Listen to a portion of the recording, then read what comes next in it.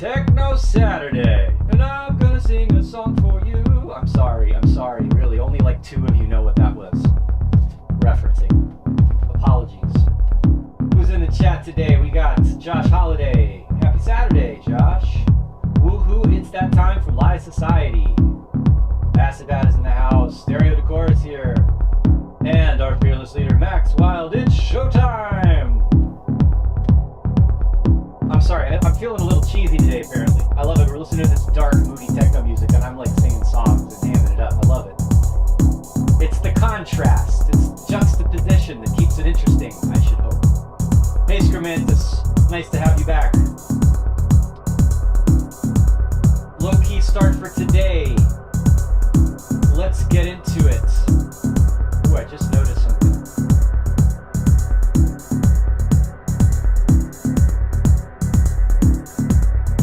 Okay, I screwed it up, guys. Let's just go into it. What's up, everybody? I don't even know if you even heard what I just said, because you might remember, since we're starting off on the wrong foot, we're just gonna interrupt the introduction just to say, you might remember last week I was testing out the new camera position and the new mic setup, and guess what I forgot to do? I forgot to switch the mic back. So you just heard me like through the wrong mic. So I'm not. Did you guys even hear what I just said? Skirmatis is saying, it's okay. I appreciate that. Thank you that it's okay. Coco from Barcelona is here. Another new name. Very nice. Yes, and that's right. You guys had the wrong mic, and I should have just not even said anything about it because maybe it didn't matter. So here we are. It's Techno Saturday. Glad to have you here. It's I think it's pretty much our last one for the year. We're coming up on the holidays and the new year, and yeah, we've got... everybody's busy. Everybody's running around doing things. You know, we're wrapping up our first quarter of the 1-year program, and all the students are preparing and submitting their milestone projects. So yeah, courses are wrapping up. Our mentors are checking in with our mentees, and at the same time, we're doing all this work and juggling all these things. We're all getting ready for the holidays and what's going on over the next couple of weeks. So yeah, lots going on. And I'm really glad that our guest today, who we'll bring on in a moment, had the time to come back and hang out with us. So I know he's got a busy schedule and is doing lots of things. So we'll talk about that in a minute. Who else here is coming into the chat that's new? Machine PCM. Hi from the UK, first time chatter. Welcome. Glad to have you part of the crew here. Muo is here. And I think we already said hi to Live Society, but thanks for welcoming our new members here in the chat. That's great. So, Max Wild, what's up? How you doing? I'm not saying anything. I'm just wiggling suggestively. You love it when I sway, right? Enough about that. All right. Anyway, bringing it back down to earth. If you haven't checked out what we do in terms of our classes that are coming up, we're still signing people up for some classes. We've got early bird discounts going on. I always try to make note of my Making Techno course. Max, if you're listening, how are the signups going for the Making Techno course, right? I haven't seen the numbers yet, but I definitely would love to have some of you regular guys who are especially regular viewers, that are part of the community to sign up, take the Making Techno course. It's online. It's 3 times a week over 2 weeks, and we make techno. It's beginner oriented, but I think also we can stretch out, and if you have a little bit more experience and you want to get into some details, we can have time for that too. But yeah, I would love to have, especially, anyone who's out there who might be interested, go to the link down below, check out what we've got, check out what what our early bird discounts are for right now, if they're still available. And, just think about what you might want to do. And of course, you can find out about our 1-year program as well. There's all sorts of info about that. Our in-person courses in New York City and online and in Berlin. Sorry. And actually, speaking of Berlin, I'm going to stop stumbling all over myself as I talk, and let's just get into what we're doing today. We have back, not in the studio, but remotely, from Berlin, our good friend Noah Pred. How's it going, Noah? Glad to have you back. John, it's always a thrill. Thanks for having me again. I'm glad you think it's a thrill. I feel like I just so jumbled up that intro. I felt like I just went on a little roller coaster ride myself. Sorry you had to hear that. That's live. That's live streaming for you. That's live streaming when you're by yourself and you don't have like an audio engineer and a video engineer to like make sure you don't mess up while you're presenting. That's what that is. Showbiz, baby. We have interns. I should train one of these interns to like be my stream assistant. I think it's time. It's time to go up a level. Yeah, you've earned it. You've been doing this for a while, haven't you, John? Yeah, and it's fun. Yeah, it's fun, except when things go wrong, and then I get embarrassed. I'm like, oh my god, I used the wrong mic. I'm not a professional. Performance anxiety and what is it when you feel like imposter syndrome? That's what it is. And or also just keeping yourself on your toes. I'm definitely keeping solo live streaming. At a certain, some people are relaxed about it and they go all day or whatever, but I'm compacting everything into an hour and it's pretty high energy for me. And it is like tightrope walking a little bit. So yeah. Excellent. So, okay, back to you. You've been on the show before. Longtime viewers will know we like having Noah come on, and you have a company and you develop devices, predominantly Ableton Live centric, Max for Live, devices and resources, and you make some amazing stuff, and it's always fun to have you come on and show us some of the new things that you're working on. Cheers. So tell us a little bit about what you've got in store for us today. Yeah, it's always exciting to show new toys, and this is one of the most fun show and tell formats on the techno internet. Ooh, thank you. Of which I am aware, and so I'm here for a little techno show and tell today. So I've had fun showing you my sequencers and things like that. And the latest suite of devices that I concocted and released a month or two ago is a suite of sonification tools. And sonification, what the heck is that? It can sound what the heck is sonification? It can sound a little intimidating, but basically it's a way of turning any kind of real world data set or any data at all into sound or music. And so I've created some tools that allow you to convert any string of numbers representing change over time into either a MIDI sequence or modulation, so you can control, like, your filter cutoff and all that fun stuff with a sequence of data, or even turn it into an oscillator that you can load into a sampler or simpler. And so it's 3 devices. We're going to look at basically extracting sequences and musical ideas from real world data sets. But I thought we could look at just randomly generating some, just to get a handle on how these tools work as just a source of creativity. And we are also going to keep ourselves on our toes by doing this all in Live 12, which has been fairly stable, knocking on the wood of my desk.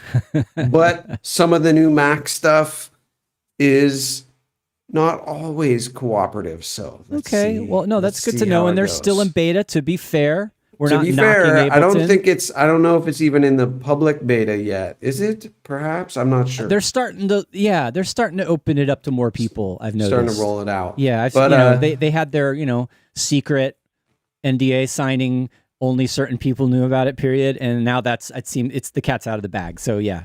People are signing up for the public beta, and there's probably a wait list or something, But so in the course of this, maybe we'll get a chance to explore a few fun little that's a nice bonus. Like Live 12 is definitely, of course, a whole flood of videos about it. Live 12 came out as soon as they announced it, but it's not out yet. And it's good for us to keep digging in, and as we, we're both using the beta to like learn about it and figure out what's working and maybe what isn't. In your case, with Max for live stuff, and it's great to include that. Nice little bonus. So, shall we get started?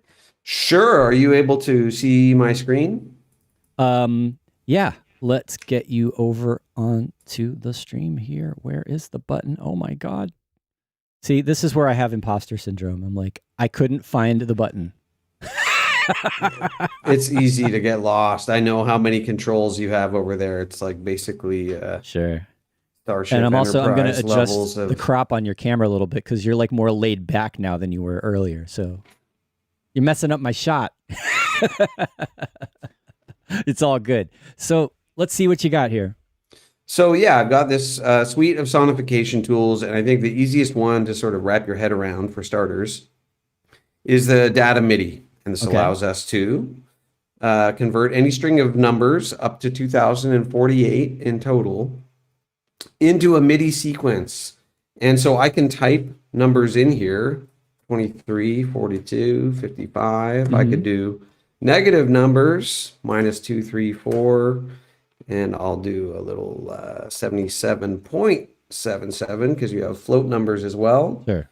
So that's going to give us a sequence of 5. As soon as I hit enter, it ingests the numbers, and then essentially using an algorithm, it extracts, okay, this is the highest number, I guess 77.77, and then the lowest is obviously -2, 3, 4. Mm-hmm. And then it's going to map those to pitch within this range that I can specify, or I can turn it off and say, actually don't map it to pitch. And so that's what these toggles are for. So velocity can be mapped, as well as the length of the notes. So by default, the lower ones will be at C1 and a velocity of 1 and a length of 150. Let's just take a listen.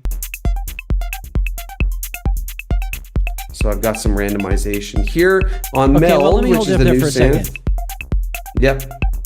Just to roll it back here. Yes. Where'd those numbers come from again? I just typed them in. So you just made them up. They're just random, out of your mind. No musical value whatsoever. Just some numbers. No inherent musical value, but they get mapped to this range. And they could be obviously, or maybe not obviously, much more personally meaningful numbers. Mm-hmm. So they could be your family members' birthdays, or but it's arbitrary. It's arbitrary, as are any notes you play into instrument, which eventually do get translated into the same MIDI notes that these will get extracted to. If you were to put in numbers that had a pattern, that would be reflected somehow? Absolutely. Okay. So these numbers, this is a pattern. Anything that repeats Right. becomes a pattern, right? Like you said, you did 77 twice, kind of. Oh, that's 77.77. Okay. Sorry, I could. So Even that's the fifth I have number. my glasses on. I still couldn't see that. Yeah. So how it works, if you're typing numbers in, for them to be parsed as a separate number, you simply put a space in between them. Okay. So a space is how the new number gets started. A dot will allow you to have what are called float numbers. So floating point numbers with long strings of fractions at the end. As many data sets, which you'll soon see, include. But we're getting way too far in the nerdy side of it. Let's just randomize a sequence. Sure. So at the bottom, I've got this little dice button, and I have the length of the sequence, the length of the string. Machine and the default, PCM says you could use your lotto numbers. You could certainly use your lotto numbers. Any numbers. Maybe you could use this to generate your lotto numbers. Oh my gosh. I'll show you how. But so the trigger is by default going to be 16th notes times 1 divided by 1. That's just a 16th note pattern. We'll leave it at that for now. We can also have it trigger at a millisecond rate or via incoming MIDI notes. So you can actually so you can trigger play the these. rhythm by tapping on your keyboard. Exactly. But so I'll leave it at 16th notes for now. And if we generate a string of 64 16th notes, that's going to be a 4-bar pattern, right? So maybe let's do a 1-bar pattern. Let's just set it to 16. Okay. Right. And the depth, that's the resolution of the data. So if I do 1,000, right, all of these are going to end up getting quantized to MIDI note values, which are 0 to 127 anyway. So 1,000 is just the granularity of the data. And so if I hit the random, now we're getting numbers between 0 and 1,000, but the lowest looks like 39. I see what you mean. That's going to be mapped to C1, and the highest looks like 903, and that'll get mapped to C5. Okay. So let's just take a listen to that real quick before I show a couple other functions. Let's hear it without the drums first, just so it's real clear what's doing what.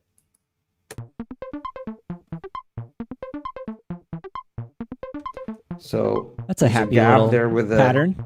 Short note. Oh yeah, and it's in D minor, apparently. Depends. It I'm not absorbed the hearing it as scaling minor, key. but it all depends on where the exactly. It's music. Music theory is not always. What's the word? Obvious or that's that right. Strict, right? There's always that gray area in between keys, musically.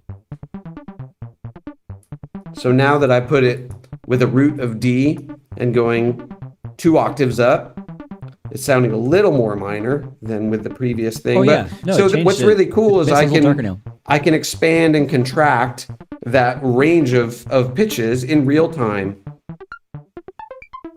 and even invert it by sliding the higher value below. I see. And we can do it from the other side as well. And I'll bring the velocity up. In fact, let's just make them all.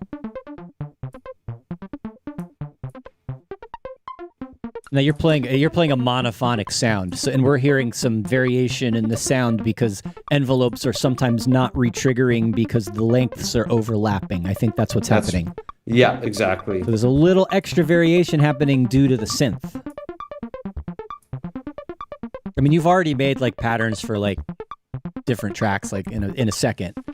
Yeah, and so this is the last thing I would show is that we can gate values below or above this threshold, so they won't remove them. And so if I just flip this to values below that, then we're just going to hear the low notes. That's kind of cool because it's like you're inverting what gets gated, so to speak, but it's the same underlying pattern, so they're still related. That's right. That's a cool little musical trick. You could do that consciously as a composer. You could write your melody that way, right? But this is easier. Yeah, especially if you haven't taken composition in a formal way. I like, that's fun that you framed it like that. Now we can place that sort of gate cutoff at any value here, but I'm going to disable that and show how it sounds to create a pattern with the minimum depth, which is 2. If it were 1, it would just be a string of numbers, not really a meaningful sequence. But now I can do a string of 2 numbers, which is going to be 0s and 1s. Ah. And I'm moving the You just changed it to a different style of techno right there. Exactly. Now if I hit the gate, now we're only getting the high notes. And if I flip the gate, now we're only getting the low notes. I'm already thinking, like, I want the high note to play one instrument and the low note to play another instrument. And you can do that perfectly with a drum rack, or by creative MIDI routing with an instrument rack, or by using our included X Relay utility to map note pitches above a certain value to any destination in your set. But yeah, that's exactly the point that I wanted to illustrate with this depth of 2, is you get these instantaneous call and response hyper-rhythmic patterns. So it can be great for generating rhythms. Yeah. And, let's do it one more time. I'm going to do 32 steps. So it'll be a 2-bar pattern. And I'm going to introduce a midpoint by setting the depth to 3. And then I see. Click the randomize again. Okay, let's put the beats on now. I'm like, we're getting somewhere.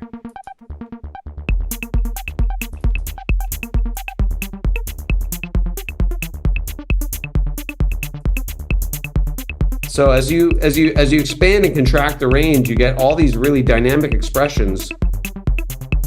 Now, I have a bunch of different ways to gate, side, turn it into an arpeggiator, gate it and pause the playback, side chain, pause the playback. We can also, of course, set it to play in reverse, or choose random values, or cycle we've seen forward controls and back. like that before on arpeggiators and other step sequencers where you That's can. right. And so that's pretty typical control over that stream of data. And we can shorten the length of the loop, which is reflected here in the total count, right? So if I go back to 100%, it's back to 32 steps, and I can seek the start point around. And I can also, similar to all our other devices, add some swing and transpose within the scale and key, and by octave as well. And let's get some roar on there, because it is live 12 after all. So yeah, this is the live 12 part of it here, is that you're using 2 of the new devices. Oh my god. I'm scared now. Yeah. It's hacking me. So yeah, you've got roar as the basic, what is it? It's like a multi-channel, multi-mode saturation distortion crazy sound design plugin. Exactly. It's a really yeah. powerful thing. Have you played around with it, John? I have, or yeah. Okay, and done it on the video, maybe. Nice. I haven't made a video yet. We're in the middle of getting that going. We should have you do a polished tutorial on Live 12. What do you say? Let's see what Max has to say. But yeah, it I'm sounds sure great. He'd be into it. And then the synth is Meld. This is Meld. So how do you feel about Meld? Well, it took me a little bit to wrap my head around it, honestly, because the way the filters are routed, for example, the filters are really cool. Like we have these comb filters, as well as these scale-aware plate resonator, membrane resonators, and all of the manifest audio stuff is natively scale-aware as well. Well, right. So, I wanted to mention that earlier, that, and you did, but just pointing at it again, that Live 12 has this global scale that doesn't have to, but can apply to everything that's scale-aware in your project, be it your clips or your MIDI effects or your instruments that are scale aware. And then, so Meld has oscillators that will tune when you pitch modulate them, they will tune to the scale, which is amazing. I think that's probably one of the coolest things about it. As well as these filters are also tuned to the scale. Like comb filters that are scale aware? Hell yeah. Now, I did a whole suite of audio effects called X effects, which we could get into, which are also scale-aware. These are scale-aware audio effects that you can actually play the melody of your delay time, for example. And that was in Live 11, but they're scale-aware in Live 12. So how is this scale-aware? All of our devices are like that, so long as they're in this global toggle. So you were ahead of the game. Did they steal this idea from you, Noah? Did they? I don't We know were if the already doing NDA this. will allow me to speculate, but No, it's we wouldn't speculate on that. we're ahead of the That is time for completely sure. hearsay. The 343 Labs legal team is chiming in to say we have nothing to do with that statement whatsoever. Can neither confirm nor deny. But so anyway, I just wanted to quickly show as I change this to F, you'll notice this automatically inherited the F there in data MIDI. And then if I change this to our Pelog Celicera, I don't know if I'm butchering the pronunciation, You but probably are. also adopted automatically here in our data MIDI, and Got probably it. the sequence is going to sound rather Pretty similar different. actually, because it's in a low bass mode right now. But Oh, this is true. This is true. I like what That- we're hearing though. That roars. This is the Just start of doing- an interesting techno track. I like what the roar It's the is doing. membrane resonator is what's causing all that Okay. crazy squeakiness. There we go. I don't know. I liked the crazy squeakiness, but okay, whatever you like. Wild. Okay. I feel So- like, just as an aside, in terms of techno production, I feel like resonator kind of sounds are very modern types of sounds to use at the moment. Do you know what I mean? Like there's kind of a, that there's a may certain, well be. I hear that sort of thing more and more, and more than in other genres. I mean, I'm generalizing here. I can't say that for sure, but I do hear certain cutting edge styles of techno will use things like, you know, physical modeling and resonators, and it's a different combination of tones and textures than say like your subtractive or even FM. It's more similar to FM because FM can sound very metallic and ringy also, but it has a different vibe. Anyway, that's me just as a sidebar, but back to you. Physical modeling is definitely coming back into vogue. That's for sure. So I just grabbed our data mod, which allows me to similarly use strings of data to create modulation that can be mapped to I up to like that. 8 destinations anywhere in a live set. And it I've has the applied same data. So what I did is I'll just do it again Copied so it. we can see, just Command C, Command V, and then you have to hit enter for it to take. Uh-huh. But I could also, let's do this. Let's randomize a string boy. of 2048, the maximum. That's a lot of modulation data. Okay, That's and basically so noise at that point. it's going to look like noise, but it's going to repeat. So if you wanted a seemingly noisy sequence that you have some control over repeating in a certain way, and then we could also just shorten the loop to however many steps. And so now we should see a bit of a pattern repeating. yeah. Oh, 'cause- And this yeah. this can also be gated to lower or higher values, just the same. And we can change the rate, so we can do 2/16 notes or divide it by 3. That'll be a weird value. You can also have it triggered by MIDI in. And if I switch it to bins mode, it's going to quantize every value above 50% to maximum and below 50% to minimum. That's like good. that. So there are a lot of different ways to play around with all this. But I think maybe it's time to stop looking at the randomizers and perhaps explore grabbing some actual data. Yeah, good idea. And should we do a new element? Like make a new part for our... Oh my gosh, who am I? What's going on here? You've got me... Whoa, there we go. Yeah, you got... it's Selwayception. We That's heard right. you liked Selway, so we put some Selway in your You leave that on there Selway. long enough and it'll start repeating. Yeah. Yep. Okay, so I've got two data sources we can use. One of them is our world in data. It's designed for people looking to explore data sets. They have fairly reliable information in a variety of fields. And that was kind of what drove me to explore creating these devices. Is there was an art project, an audiovisual project I was doing that was released in the form of a audiovisual release for Refraction DAO in June of this year. And I wanted to create these tools to extract audio and musical ideas from data sets about climate. Okay. And the idea, so, you know, the core idea of sonification is to make data intelligible for particularly the visually impaired, in fact. Okay. And so it's it's like infographics make us able to digest data sets more easily. Sonification is originally designed to help with that as well. Yeah, that's but there's amazing. a lot of arguments about, remaining neutral and who decides what neutrality is in the form of sonification. Well, but and for me, one thing I thought of is people have done things with sonification for music or for sound design or for science in the past. There's always these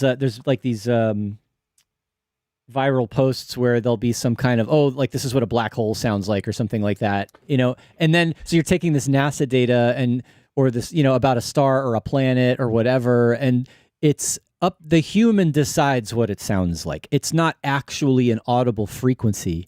And like, where is, and it's also, you could say it could be said for when they take radio telescope images and then enhance them to look interesting for humans. Like, is that accurate? Is that really what it looks like if we saw it with our own eyes? Like, it's kind of a similar problem where you're sonifying something that wasn't sound. Like, exactly. So it's kind of somewhat arbitrary. Yeah. No matter what, there are arbitrary decisions being made. Even if you represent a sound in pure unquantized frequency, that's still, I think, there are arbitrary decisions being made there. So, to bring that around to what you're doing, you're taking data and sonifying it, but we're deciding how it sounds. Like it is arbitrary also. It is arbitrary, and I'm embracing that arbitrariness so that people can use these tools creatively as a source of inspiration rather than feeling like they need to express these data sets in a chromatic scale, which you can, of course, or, you don't need to be a slave to the data, as it were. Right. You can use it creatively as a seed of an idea in which you are able to maybe just find a new source of a creative idea on the one hand. I think that's the first main thing is, it's just a new creative idea. It's opening doors to new ideas. And this is the impetus behind all my development, is trying to find new pathways into creative ideas. But on the other hand, it opens the opportunity, even if you don't express the data like totally faithfully, whatever that might mean, to embed some engagement with political or just, let's say, non-musical ideas in otherwise instrumental music, which can be hard to do, aside from field recordings, which can be brilliant or a little on the nose sometimes, depending on how they're deployed. But this is another pathway into exploring those concepts, and whether it yields ideas you're happy with or not. I mean, I think if you know how to manipulate the tools I've begun to demonstrate, you can make almost anything sound interesting, and that can also raise some possible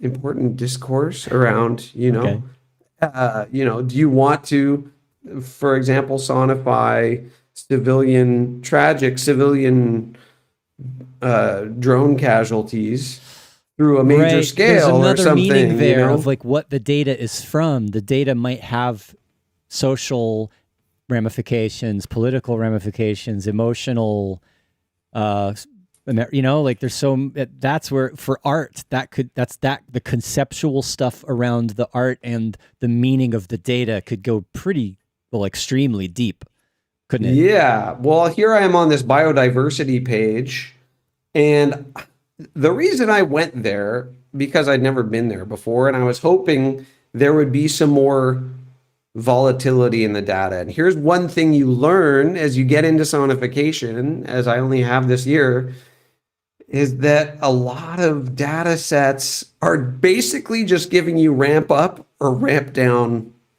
shapes, which is not... Right. Which is can be like cool. An LFO. It's it's a sawtooth wave or a sine wave, which one is of the interesting reasons, in itself in a way. Yeah, but it's not, if you're using it for the sequencer for melodies, that's not so interesting. So you're looking for data that works for melodies, is what you're saying. Well, kind of. It demonstrates the value of volatility in the context of repurposing data for artistic purposes. And that's why I have the basketball reference page open as well, because while I would prefer to make, music about some more interesting topic, sports statistics, or also if you go to Yahoo Finance, they have historical financial data, or maybe NASA also could give some data that would be more along these lines where there's more continued variance, right? It's not just a ramp up or a ramp down, but when you're looking at some of these more particularly environmental issues, you get a lot of ramp up or ramp down. That'll be true in the innovation and technological change as well when we get into like access to internet, for example. So let's just try this. Look, that's a bunch of ramp up shapes, for example, right? But yeah, let's dig in and try and grab one anyway, at least just so I can. Okay, so the North America one at least has a little up and down there. Okay, so how does this work? How the heck am I going to sonify this? This is the other reason I wanted to make these tools, because there were ways to sonify data, but they involved a lot of workarounds, or maybe even you needed some kind of coding background. But what I can do is just click download here as a CSV, which a CSV is the most basic form of spreadsheet. And if I double click, it's going to open my Word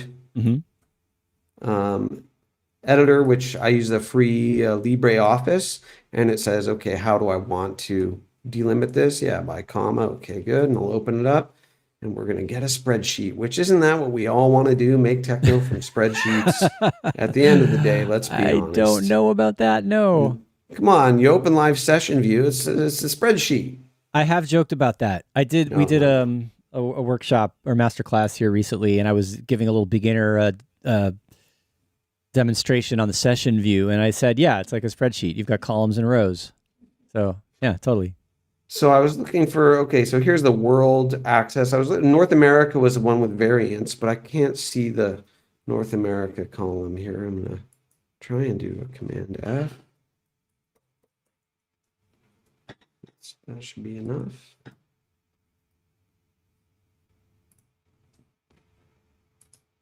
Okay, there we go, North America.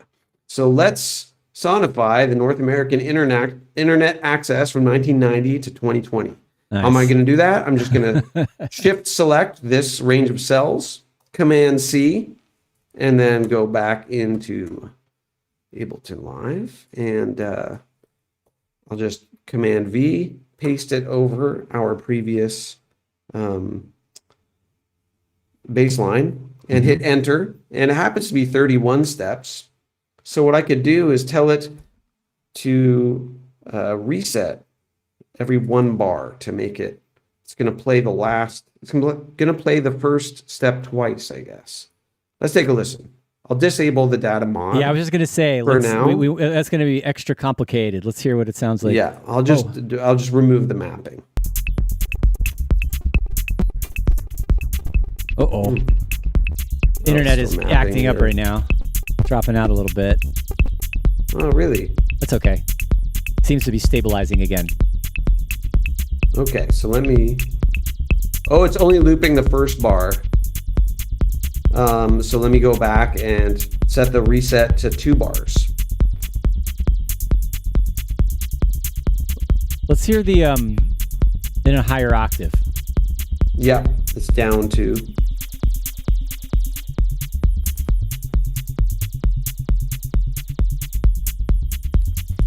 That's pretty funky, actually. It is, and okay, it's funky because of the drums and the swing, but also the data's providing us with a melody that has progression. It doesn't sound random at all. That's right. I think that's probably the main point, in a way, is of when you're taking that data that has that kind of structure that you're looking for, is that it's not just going to be, because one thought I've had is, what's the point of using data to do whatever random thing? Because you could just we already can generate random or pseudo-random sequences very easily, and there are many tools to do so. So what's the point? But if the data has structure, then the music has structure. And that's where this, and then what we were just talking about in terms of like where the data comes from and the meaning and all of that, then it becomes really interesting conceptually, and then in terms of your musical result. Would you agree? Yeah, definitely. No, that really is the purpose. As I show earlier, we can randomize within the tool.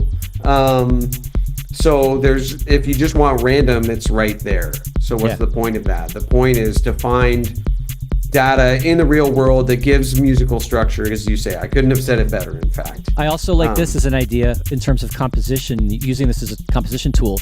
If you take the same data set to use it to generate multiple musical ideas, so they're all related underneath, right? You can process them, you can change them, you can modify them using the tool, the other, things inside of this plugin.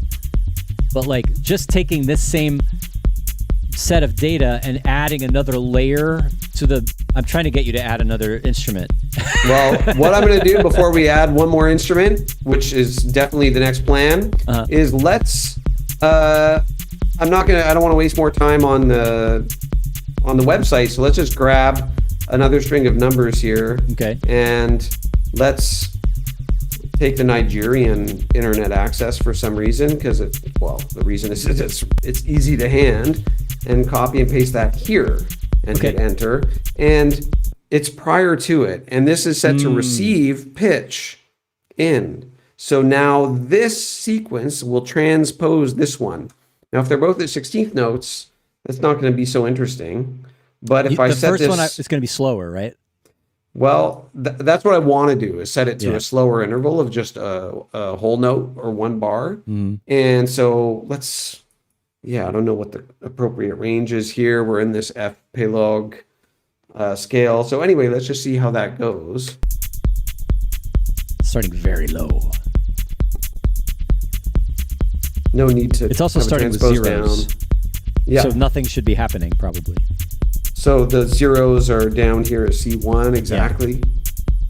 And then these are very close to zero. So it's going to take a few bars for us to... increase the depth, maybe? To get more variation between all those fractions? Was it almost decimals? Yeah, I'll just increase the pitch range there. I hear what it's doing. Yeah. And Open up the filter a little bit on that sound. It's very dark. Yes. As it gets higher, we're going to lose it. Or maybe change a different... Oh, there we go. So and it's going up and up a little bit. Exactly. So this is almost through the sequence. It's almost the maximum Nigerian internet access. Okay, now we're back at zero. So, and this is just to illustrate that we can build dynamic musical relationships out of interactions between different sets of data. So it's about the hyper nerdiest stuff we could get into, but I know that you want to make this whole show, it's always hyper nerdy. Okay. Own it. I am going to use data effects, and before we make our next sound with it, I'm going to grab another string here. North Korean internet access, just straight zeros. Luminous Cloud is saying you're all talking business techno with spreadsheets and finance data. That's right. That's right. You could make real business techno with real business and finance numbers. Exactly. You could have like economic techno. So now I'm geopolitical economy techno. That's right. So I'm using the Macedonian internet from the same spreadsheet as a wave folding distortion and convolution. And the spectral filter is one of the things that... Oh no, it is working. Okay, great. Yeah, in the previous beta of Live 12, the FFT filter object in Max wasn't cooperating, but now it's in there. So maybe they fixed it. It seems like they have, which is wonderful. So I'm using this waveform, or this soon to be a waveform, this data set to impose a wave folding distortion, a spectral filter, and a convolution impulse response. Okay. But I can redraw and edit it here. And I think it might be even more interesting to, well, no, let's repaste it in. I'm going to repaste it in so we get a faithful one. And now what I can do is select my audio format, 24 or 16-bit AIFF or WAV, and I will now save it to, yeah, this is today's current project. Yep. Okay, and let's call it Internets. Okay, cool. So now I will go ahead and grab myself an instance of our beloved Simpler. And Yes, if new I go parts. to the current project, there's see what you're doing. internets.aiff. So you made a waveform out of data. Exactly. And there it is. Oh my gosh. And it's going to sound like Well. nothing. It's going to sound like a click Oh yeah. because it's so it's, short. it's one cycle.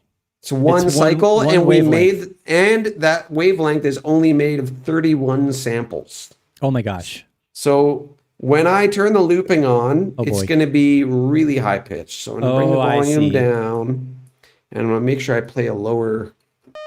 Okay. You got The- something like a down-sampled sawtooth.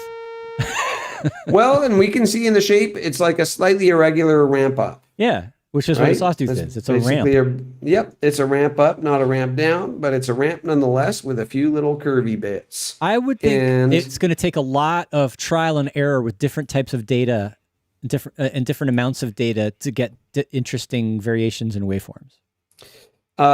Certainly. But we can also make our own, which I'll demonstrate in a moment. So let me just see here. I want to get a tuner on there, see if the tuner Yeah. is cooperating. Now, this is a lesson from sound design class. Synthesis and sound design class is how to Okay. tune samples when you're building a sample-based instrument. Exactly. So I got a tune. I'm playing a C, so I want it to output a C. So Yeah. I just transposed it down, and let's detune it up 29 cents. Hey, I love it. And that is how you tune a sample. beauty. Okay, now we've got internets. I believe, let me just double check. North Macedonian internets, to be exact, is our new little techno sound. And let's go ahead and get another data MIDI on there, because that's what we're doing today, isn't it? And should we randomize it or get another sequence? What's the move?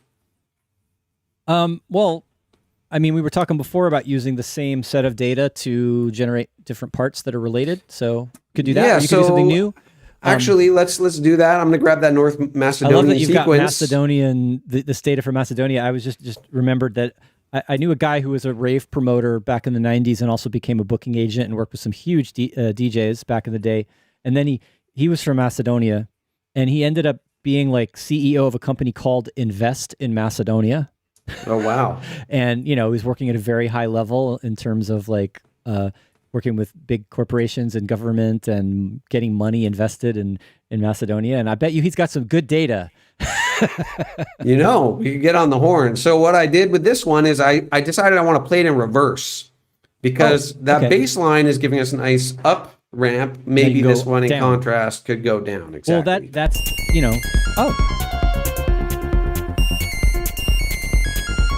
I mean, that's just a straight up good musical idea to use in composition anyway, is to have patterns going opposite each other, inverse of each other. And so a little gate on there. What a nice, pleasant vibe we got going on today. I love it. Probably give it the same gate. That Pelog scale really works nice. The Pelog Celestier or whatever. Okay, we don't need the tuner, obviously. And got some reverb on there. I'm going to loop that transposition sequence, because it's getting It's going up a little too high, right? Yeah, so I'm just going to loop that 50%, just take the first half. Okay, so let's make one more sound. I want to look at... No, you're making happy techno. Hey! It's possible. They said it couldn't be done. It's not Let's get easy. this mapped. Mostly people want to hear those darker, more serious modes and scales, right? There's lots of dissonance in techno. Indeed. So I can randomize the data, and I want a more rich waveform. So I'm going to switch to the random mode here, and let's make it the maximum length, maximum depth. So this one, the other two, the data mod, data MIDI can do 2048 strings. This can only do 512 samples. Ah! What just happened? What was that? So I randomized all these data values to the spectral filter. Oh, it's a spectral filter. And the wave folding distortion. Dude. And the convolution reverb. I just realized I am in the way of this. I need to move my camera out of the way so people can see what you're doing. So what I want to do is I randomized these samples in the middle, but the start is going to have, I'm just drawing in here clumsily drawing in. I want it to go from 0 and then, no, you know what? I'm doing this all over again. I can clear the whole sequence. Let's randomize it again. And what I'm trying to do is create an interesting oscillator from scratch. So it's going to be a ramp down with a bunch of noise in the middle and then ramp back up. So let's try, I'm going to call it Rando. So Rando. And So that should rando. also be in our current project, which will require, hey, oh, there it is. Okay, good. Going to require another simpler. And this one might be more tricky to tune with all that noise in there, but let's see. Let's see how it goes. Sure. And look at that. Oh, So you can also, I have to move again. That's just noise. it is, And, but but I'm looking at the 0. Oh my goodness. I feel like this needs some editing because look at what's going on with the onset of that, like where the zero Oh, yeah. crossings are. That's Yeah. like, what is that's Yeah, going to be it's- noise, and then it's going to freaking be out. whoa. Yeah, so I mean, we could fine tune the drawing and get in there a little more purposefully. Like in but the just, in the plugin itself, in the device itself, can you apply crossfades ahead of time? Like, can you? no, shape it's it? straight. It's straight up just the data values. So you're just, Hmm. and so this one, whoops, there's that little guy down there that I could. Yeah, there we go. Try and smooth these out, and Oh, I see.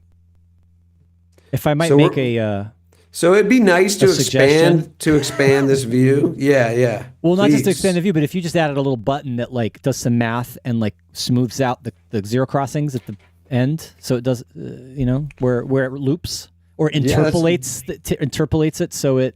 I mean, that kind of you're changing the data at that point, but That's a great idea to have that as an option. Feature A request. little checkbox next to the save. You've had some very astute feature requests in the past, John. Might I thank say, you. Which I've gone ahead and implemented. So Oh, that's a good one. I have to I am figure out honored. some averaging Thank there you. to get it happening. But let's try this one. Uh-huh. I'll call it a less rando and see if that's any more fun.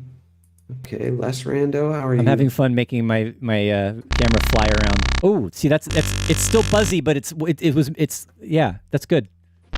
It's a little cleaner than it was before, where it loops. the tuner's gonna hate this. Let me tell you. Oh no, tuner wants tuner- clean, clear, one frequency, one it identifiable won't fundamental. even register this as a tone. Oh, it does. did. It did. Hey, Amazing. Wow. Okay, that's exciting because tuner has not been cooperative. So with these I in the want to past, so- point out to everybody that might not realize this is the frequency of that note we're hearing is a result of the length of that loop, right? So Ooh, the that is filthy. the That is tone filthy, of the sound gnarly. is mainly coming from the data. The frequency of the pitch we're hearing is coming from the length of that loop, that individual sample that's repeating at a certain rate. So we're generating an audible waveform by looping a very short sample. and filtering it like a madman. And filtering. Okay. Well, subtractive synthesis always, right? Indeed. So yeah, listen, how much longer is our session today, John? Because time flies when we're having fun with Noah Pred. I want to make sure there's two. It is almost 2. It's 1:53. We've officially got 8 minutes left, so we can do whatever you want to do. I just want to make sure there's time there's for time. any questions that might come in. This is good. And you know what? You know what? Let's pause for a moment and come back to Ask Noah. This is the segment where we wow, I'm too small. I've just made myself too small. There I am. I know there's some questions. I'm going to go back. Luminous Cloud had a question for you. This is unrelated to what you're talking about, but you're a Max for Live expert, so I'm going to throw it at you. And he is asking if you can recommend a bread and butter virtual analog synth that's a Max for Live device. And I didn't come up with anything right away. Most synths I know that are Max for Live synths are like pretty wacky and out there and experimental. Are there any like just good sounding, simple virtual analog subtractive synths for Max for Live that you're aware of? And if there isn't, is that something you might consider doing? Well, there are some like, was it the Creative? I'm trying to find them right now in the library. Yeah, I mean, I've looked. Poly is made with Max for Live. Oh yeah, that Poly is an official Ableton Max for Live. And it's basically a Juno 106 emulation. Oh, let's show it. Do you want to show it? And it sounds great. So, oops, that's our I mean, duh. See, why didn't I remember that? That's like 101. That's Max for Live 101. Okay, so we got our saw and our pulse, just like on the Juno. You can fade your saw wave, you can fade your pulse wave. It's actually got cross modulation between the two of them. Like you might have on the MKS30, for example. We've also got our sub and our noise oscillator. The sub oscillator with the sine or sawtooth wave, and that sub oscillator is also, again, what gives the 101 and the Juno 106. A lot of it's a rich harmonic tone. Okay, but of course it's got some nice rich filters, which the sub can be sent to or not, because you may or may not want to high pass the sub. Right. Again, the dedicated high pass, a nice feature from the nice modulation target here, LFO, all that stuff. And then here we have the 3-mode Juno chorus. Hey. So that's a great one. That sounds very Juno-y. If you're looking for a great pad, great bass, Roland analog emulation, made I'm a little embarrassed with Max I for forgot Live. about that, Noah. Hey, you know what, John? There are too many plugins out there. You cannot be expected to remember them all at all times. Right. This was a very specific request. It from is. Luminous Cloud. That is right. And the ring modulation and whatnot is adding some other fun features. Yeah, it does a couple things that the Juno can't do. All right, so that's good. I'm hoping there's some other questions from other people. I need to look down the chat, but I have one more from Luminous Cloud, which I think is a really good question back to what you're doing with your devices is, does all of this work in Push 3? Okay, so all of our devices work in Push 3. Yeah. They do. Fantastic. They do. They work in Push 3 standalone. However, what you cannot do, which should be somewhat obvious, is add data to... You can randomize the data, but you can't do anything else with the data. So if you get the data how you like it here from a data set, make sure you save that data as a preset, or it'll be stored with a live set as well. Just make sure that data is in place before you bring it onto Push 3. Because obviously you can't be copying and pasting from spreadsheets on Push 3. Push 3 doesn't run. So you got to do the work of spreadsheet getting software, the data on the computer and then bring it into Push 3 to play with it. Yeah, but once it's in the data devices, Push 3 will read it perfectly. Awesome. Yeah. So back to the virtual analog. That was a good suggestion. I think he says he was thinking about with something with more complex modulation possibilities, I guess. But then it's got this here, but then you can make that for yourself using other Max Live devices. Like and like everything is modulatable. But if you want one with amazing modulation, I must recommend Max for Cats. Christian Kleine has this Bengal virtual modular synth. It's pretty amazing. Everything he does is pretty amazing, and a lot of it's on that tip of virtual analog in Max. And I wouldn't be surprised if he's actually one of the developers behind Poly. But makes sense. They do feature Max for Cats pretty heavily on Ableton.com, so you might. Yeah, and I believe he does some work there, or at least did at one point, if not still. Any questions about the sonification stuff? I might be able to about the process behind it, or I haven't seen any. I'm looking at the chat, so we'll just throw that out there. If anybody had, before we have to wrap it up in just a moment, if you guys have any specific questions about the sonification stuff. Meanwhile, here's a code for everyone. Oh my goodness! Look at this. If you're interested in this stuff or anything else, actually, I can add that into the chat maybe. But yeah, let's make that bigger for everybody. And I move it over to the left because your picture's covering it up. Put it over where the browser is. So yeah, Noah's offering a 20% discount off of anything from Manifest Audio until the end of the year. Techno Saturday 2023. I'm going to put that into the chat as well. Perfect. And so if you guys want to dive into the amazing world of Noah Pred and Manifest Audio, now is your chance to get it for a good price. And there's a lot of amazing free devices on there too. If you're not ready to spend money, that's true. You can definitely get your feet wet, or more than that, because the free stuff is great. So I actually started doing the sonification stuff. Keep that up on the Okay, but I need to grab something from the browser. Oh, okay, one second. I'll put it somewhere in the middle while it'll disappear when I Techno Saturday. I just can't talk and type at the same time. I think that's what the problem is. Techno Saturday 2023. All caps. It's in the chat officially now. Beauty. You can move it. Okay. So speaking of free sonification devices, I thought it would be cool to have a modulator that can create basically a sine wave, because that's what most orbits are. There are no sawtooth orbits of planets. And so all the rates are corresponding to the different bodies in our solar system. I love it.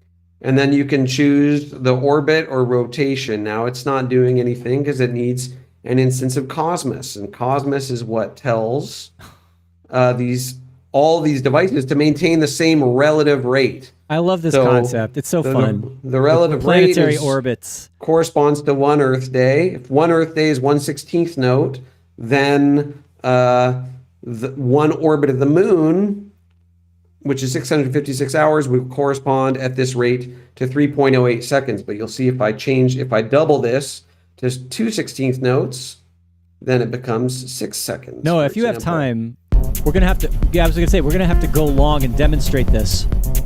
And I have another specific question about the sonification after this. Just don't let me forget. Okay, no problem. So I've got the orbit of the moon mapped to the send D to my little slap echo. For some reason, it was just handy.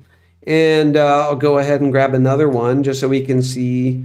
I'll grab a bunch more and put them all on the same track so we can see the relationship, how the different orbits appear differently. So let's go ahead and map. Well, let's just get a filter on whatever this channel is. Like Jeff Mills should do another like X101 project and use these. I love it. Like the rings of Saturn and all that stuff, right? Like it's just perfect. Let's go ahead and get the roar so going. Techno, Noah. Use this to all of this. Let's see. Oh, I'm on an audio track with nothing on it. Well, that's great actually, because the roar, I believe, can generate Audio. Oh, feedback mode. Do I have to move again? I'm just trying to get some go sound out of the feedback there. I'm gonna get out of the way of all these devices. Anyway, okay, we've got Earth orbit, Moon orbit. Let's do Earth rotation. So this is sort of a medium sine wave. Here's a long one, 41 seconds, 3 seconds, and here it is, 13 seconds for the rotation of the Earth. We do the rotation of Uranus. Don't anybody make any silly jokes. It's actually faster. We're all grown-ups here. And it's in the opposite direction because Uranus is in retrograde. That's right. Yeah, so it's minus 81 milliseconds, minus 17 hours is how I chose to represent that. Now we can affect the wave shape in a few different ways, but let's go to Saturn even faster. Let's do the orbit of Saturn. Much longer. Yes. Much longer. 258, 221 hours. This gives us 1,200 seconds. I don't know what really that long. is in hours. But yeah, so it's all about these embedded relationships, which of course can be mapped to up to 8 targets per device. And again, if I change the base rate here, and well, that's crazy. I've never what just mapped. Happened? I've mapped the base rate planet to a planet. I've mapped the rate of all the planets to one planet. So yeah, I guess the orbit of Earth is now going to control everything. No, that's not what I wanted. I just wanted to shorten it. Map this to the bias, and it'd be nice if we had some audio going through here. So I'll just set it to receive.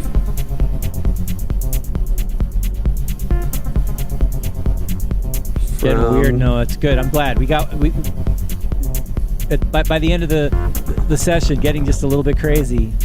That's good. Oh, whoops. Set to receive in from the wrong track. Still sound good though. Happy accident. Oh, I see what you're doing.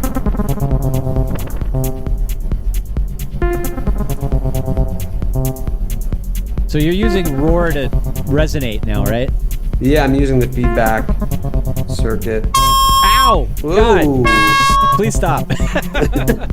I could not apologize more. That was horrendous. But if I just it's okay. bring it up a touch. We're not afraid of danger here on Techno Saturday. As long as we keep our viewers wearing headphones, not losing their hearing, that's, you know. Speak to that legal department again. Yeah, okay, it's a spicy one. That one needs a limiter after it. Wow. Yeah, it needs a limiter built in. So I think I can sidechain it. Look at that. I think this is the sidechain. I see. The amount. Wow. Well, it only took me 66 minutes to commit. This is a random question Everlasting for hearing most people, damage. But for me, it's very, very funny for a particular reason. But Luminous Cloud is like asking if it can channel Rudolf Steiner. Oh. You know who that is? I have a vague recollection. An anthroposophist who he started a school and. Is it the biodynamics guy? Yeah, that stuff. Yeah. Okay. He's definitely into cosmic planetary things. I went to, just full disclosure, I went to a Waldorfschule. Wow. Yeah, you know, in That's America. Why, is that why you're so cool? That's why I'm so cool. That's right. So I'm going to give everyone a sneak peek of something that's not ready for prime time yet. It might be a little buggy. But it will be a free update to owners of the sonification tools. I've got new material. A data MIDI. I've got a data MIDI generator, so we can generate. Oh wait, to go in the clip. In Live directly 12. In the clip. Yes. In Live 12. And you know, I did already think of this, honestly. And when I did that, it's like there was all these new MIDI things in Live 12, and I know it's open to Max for Live development. There's already Max for Live devices in there. Yeah. And I was like, ding, Noah's got to fit in there somewhere, right? Because with all this powerful work you're doing with data and MIDI and, well, just MIDI, and all these cool devices, it would totally make sense to have it here in the clip. And yeah, I'm really excited to get it fully working properly. As soon as I generated it, Live's engine decided to quit. Oh. But one thing that's really cool with having it as a MIDI generator is that we can have the rate change. So we get shorter notes and longer notes depending on the data value. I see. Which is something a couple users had requested, but due to basically, textbook time machine paradoxes, it's very difficult, even with multiple clocks, to get that behavior working as you would want, as it's running in real time. But since the MIDI generator is offline, I can zoom in on the MIDI clip. Live is responsive there, but the transport is... Okay, we're going to wrap it up soon. I want to not forget this question that we had from Low Res. Can the data content be changed or randomized with modulation automation? Now Live 12. Hey, congratulations, team. We did it. We broke Live 12. Oh, you awesome. Crashed the beta. We've got the spinning ball. Well, it took a lot of experimental Max for Live stuff to get it there. So pushing boundaries. That's what we do here. Exactly. It'll be all tidied up. Can you modulate the data? No, you cannot. So but you the can data, modulate what controls the output of the data. That's right. Yes. So you can modulate the data via transposition coming in, but you can't modulate individual data points within the sequence. That seems like it would be incredibly complicated to do. For something like that, you'd be better off just using a more traditional sequencer that can receive modulation on those inputs. But yeah, everything else can be modulated in real time. The data is something you input and you can edit. You can go and change data values just by... You could use the data to modulate sequencer steps. You definitely could. Good God. You definitely could. You definitely could. Planetary orbits controlling sequences would be interesting. Like modifying sequences. Oh yeah, that's going to be your next album. Okay, let's do it. Album. Or a future lesson. But yeah, the planetary one, the Solaris, is free. So if people want to get all spacey with it, that could be a good option. I haven't even, I just realized I knew about it and I got distracted and didn't download it yet. Thank you for the reminder because I love that concept. Awesome. It's because I went to a Waldorf school.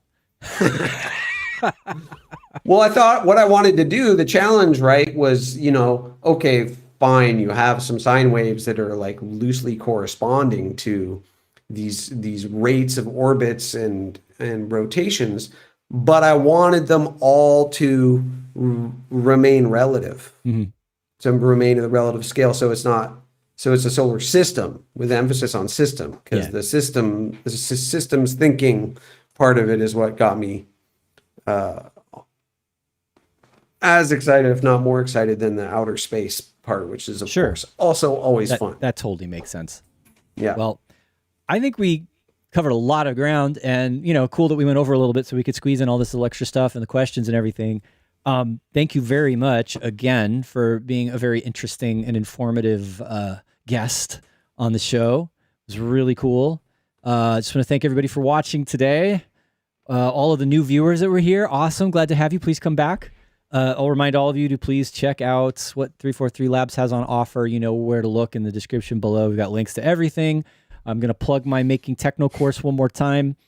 I'm going to tease you with the idea of maybe doing a Making Electro course at some point. I know we've had a few people sort of chime in and say they'd be into that.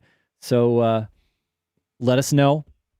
Reach out to us. You can always call us or email us and ask us what's going on. And we've got info about everything on the website. So one last thank you to Noah. Really great to see you. Really great hanging out. Have a good holiday time out there with your family and everything. And to all of you, the same. This is our last stream for the year. So thanks to everybody who's been following along all year. Really, really happy about the community. The feedback session we did last time was awesome. Really looking forward to doing more of those. And, other new ideas and things that we can have fun with doing in the coming year. So Have a good one, everybody. See you next year. Be well. Happy holidays. All the best for 2024. All right. Where's the button? See ya.